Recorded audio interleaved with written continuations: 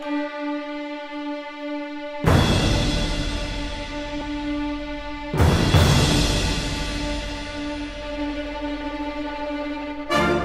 first season as music director of the Nashville Symphony was incredible, not only from a personal point of view, but also from an artistic point of view, because it really reaffirmed everything that I know of the Nashville Symphony, which is an orchestra made up of musicians who are always willing to aspire to the highest artistic standards possible. I knew that there were no limits in what this orchestra could play. The 2010-11 season has some themes that are now synonymous with the Nashville Symphony, one of them being American music. We will continue our championing of American composers. Not only very familiar names, but also newer voices as well.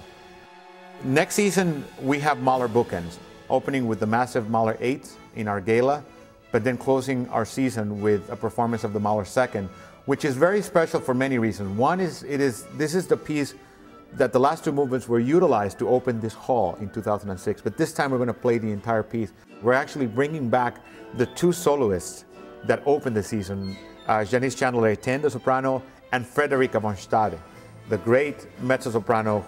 I cannot imagine a better way of having a season open and end. We have the great American pianist Andre Watts, who's going to be playing the Beethoven Emperor Concerto, which is the last piano concerto that he wrote. And with a subtitle like the Emperor Concerto, it kind of sets the whole season in perspective.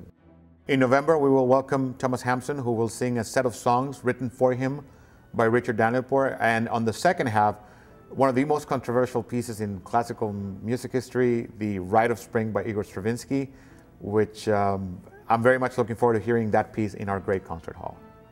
Guest conductor Nick McGegan will be conducting a program of Mozart, Mendelssohn, and Beethoven. Joining him will be the pianist Robert Levin, who's an expert in the performances and study of Mozart, very respected Mozart scholar, and he will actually be improvising the cadenzas in the Mozart piano concerto pretty much in the same way that Mozart himself did it when he played them.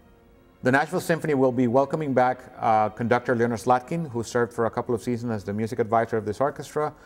And Mr. Slatkin will be conducting the Second Symphony of Tchaikovsky, entitled The Little Russian. And the soloist for that program will be Robert McDuffie, playing a new concerto by Philip Glass entitled The American Four Seasons.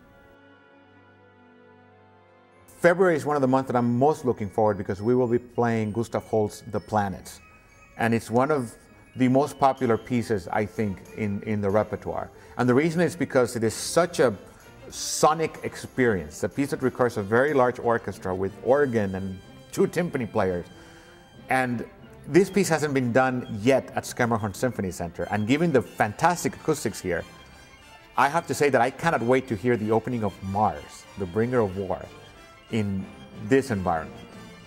The perfect concert, to me, is the one that you leave feeling good about yourself.